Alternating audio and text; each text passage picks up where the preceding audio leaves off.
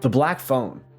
Released in 2021 and directed by Scott Derrickson, The Black Phone adapts Joe Hill's short story into a tense supernatural thriller. The film follows Finney Blake, a quiet 13-year-old living in suburban Colorado in the late 70s.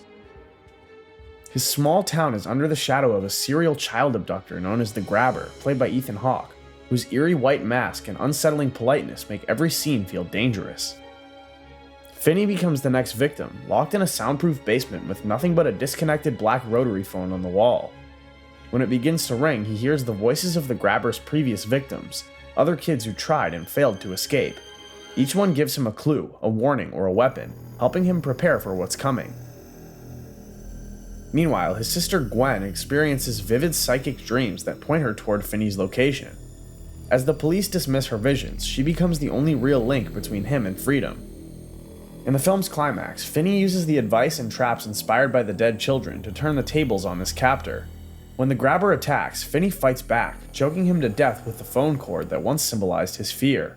The police arrive soon after, uncovering the bodies of the lost children. By the end, Finney walks out alive, scarred but stronger, finally unafraid. The Black Phone explains how courage can grow out of trauma, that fear, when faced, can become the very tool that saves you. Halloween. 14 years after the original massacre, the 2018 Halloween reboot brings Michael Myers back to Haddonfield and finds Laurie Strode waiting for him. She's no longer the terrified girl from 1978. She's armed, isolated, and living in a fortified house that looks more like a trap than a home. When Michael escapes from a prison transfer bus, the killings start again. The police scramble, reporters circle, and Laurie's old fear flares back to life. You can see how it's eaten at her. She's trained her daughter to shoot, lined her doors with locks, and rehearsed the nightmare for decades. By the time night falls, the 3 generations of Strode women end up under the same roof. The tension never lets up. Michael crashes in, and what follows isn't just survival, it's revenge. Laurie turns the house itself into a weapon, slamming gates, setting fire, and trapping him in the basement.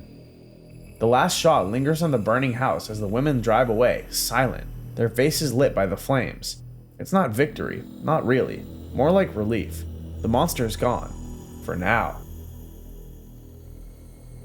Split. M. Night Shyamalan's Split, released in 2017, takes a grounded psychological thriller and pushes it toward horror. The story follows Kevin Wendell Crumb, a man living with dissociative identity disorder, 23 personalities coexisting in one body, each competing for control. When 3 teenage girls are abducted and locked inside a windowless underground room, they realize their captor changes personas without warning.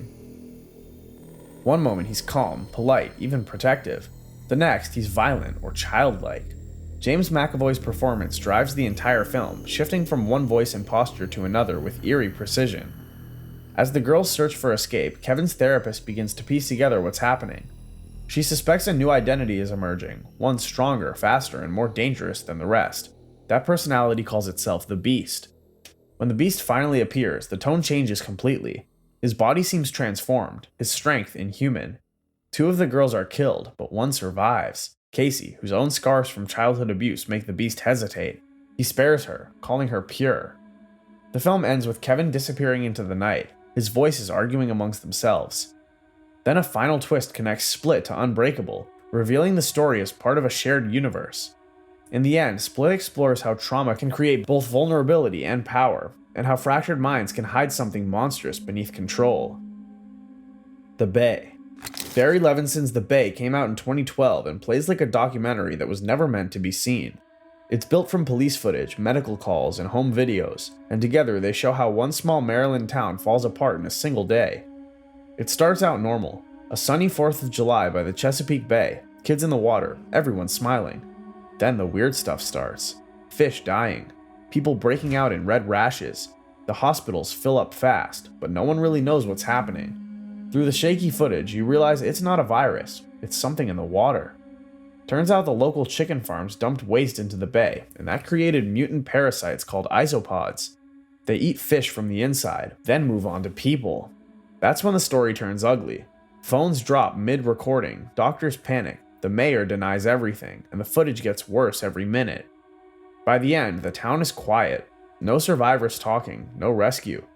Just videos left behind, uploaded by accident. What's creepy is how real it feels. not monsters or curses, just the kind of disaster that could happen if no one's paying attention. Oculus. Oculus came out in 2013 from Mike Flanagan, back when he was still proving he could build dread from almost nothing. It's about a brother and sister, Tim and Kaylee, who can't shake what happened in their house as kids. Their dad lost his mind, their mom died, and somehow a big old mirror in the room seems to connect it all. Kaylee's grown obsessed with proving that mirror caused it. She drags Tim, who's only just out of therapy, into the same house. She's got timers, cameras, and this whole plan to prove the object is cursed. It sounds methodical at first, until the mirror starts messing with both of them. You can tell something's wrong when time stops making sense. One second they're talking in the present, the next they're kids again. The air looks thicker, light bends strangely, and everything starts looping on itself. Kaylee thinks she's got control, but the mirror's already rewritten what's real. When it's finally over, Kaylee's gone, Tim's alive but shattered, and the police believe he did it again. The mirror stands untouched, reflecting nothing out of place. Oculus ends on a quiet note, showing that evil doesn't always disappear, and that sometimes it just waits for the next person who dares to look too closely. Blackbox. In 2020, director Emmanuel Osei-Kuffour told a story about memory and identity that feels more unsettling the longer it sits with you. Nolan, a single father recovering from a car crash, can't remember who he was before the accident. His wife's gone, his mind's blank, and every day feels like starting over. Desperate for answers, he agrees to take part in an experimental therapy run by Dr. Lillian Brooks. Using a neural headset called the Blackbox, she helps him explore his own subconscious like a virtual world.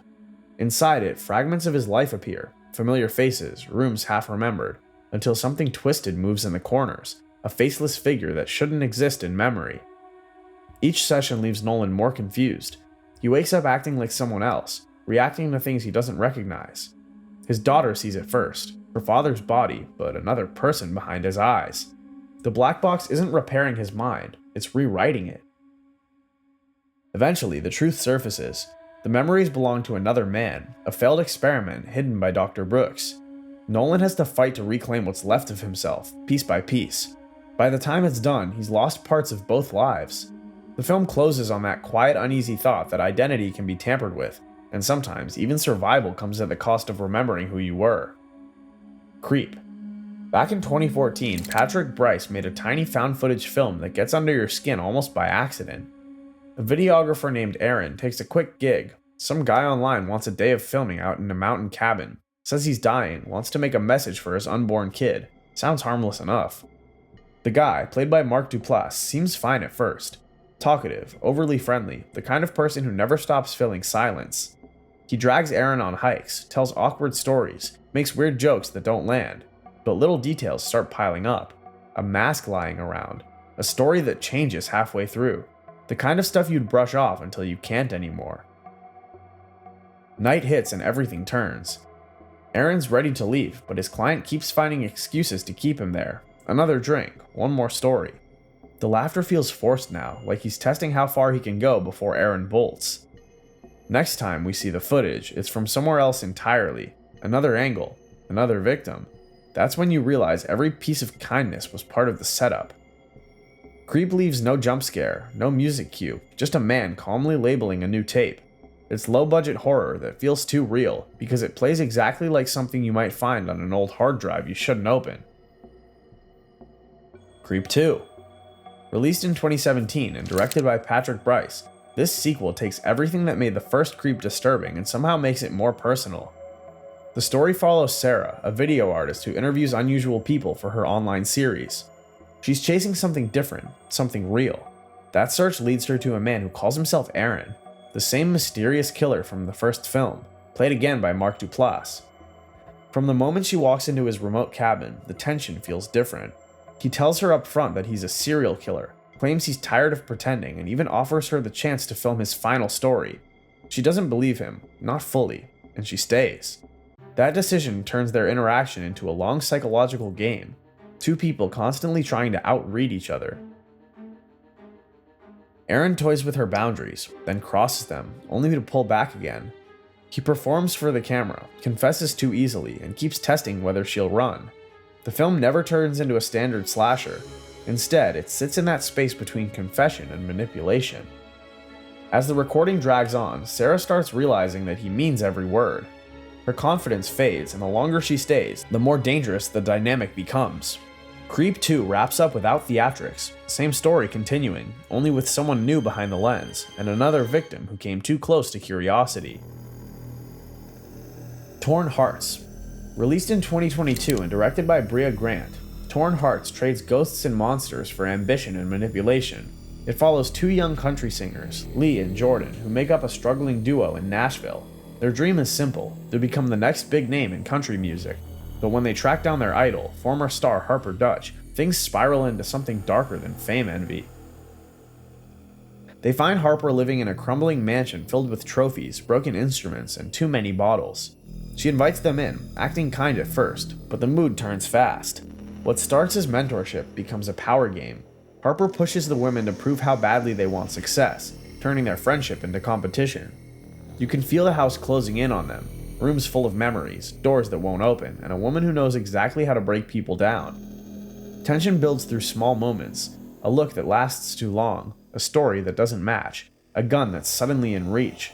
By the time the truth comes out, Harper's world has already swallowed them. Only one walks away, and even then, it doesn't feel like a victory. Torn Hearts ends as a story about how easily admiration turns toxic, and how fame can twist into something you can't survive once you finally step inside. Unseen. Yoko Okumura's Unseen from 2023 opens in complete chaos. A character, Emily, is on the run, bleeding, trying to stay alive in the woods after escaping her ex. Her glasses are cracked, and without them, she can't see more than a blur of color. Out of panic, she dials a random number, and that call connects her to Sam, a gas station clerk who happens to pick up. The phone signal keeps cutting, but the two women cling to the connection. Sam ends up guiding Emily through the forest using her phone's camera, describing every branch, every path, while trying to keep her own fear in check. Most of the tension comes from small things: footsteps too close, the sound of breathing on the line, the battery dropping lower with every minute. There's a strange comfort that grows between them as they talk. You can tell they both need it for different reasons. Emily to survive, Sam to finally feel useful again. The movie keeps switching between the shaky phone feed and Sam's face lit by fluorescent lights, building pressure without ever going big. When it's done, Emily makes it out, and the camera stays on Sam for a moment longer, watching her realize what just happened. No speeches, no cleanup, just that shared relief hanging in silence. The Deep House. So this one came out in 2021, directed by Alexander Bustillo and Julianne Mari, the same duo known for practical claustrophobic horror. It's about two YouTubers, Ben and Tina, who travel around filming creepy abandoned spots. Their new find? A mansion that's somehow sitting at the bottom of a flooded lake. They dive down expecting a quick shoot. At first it's calm, soft blue light, fish swimming through doorways. But the deeper they go, the stranger it gets. The furniture's still there, family photos too. There's even food on the table, barely rotted. You can almost hear the air turning heavy even though they're underwater. Something moves in one of the rooms. Could be current, could be something else. Then doors start closing on their own. No clear way out, and their air is running low. It's one of those movies where the fear doesn't come from jump scares. It's the slow realization that you're watching two people realize too late they shouldn't be there. By the time their line to the surface snaps, it's already over.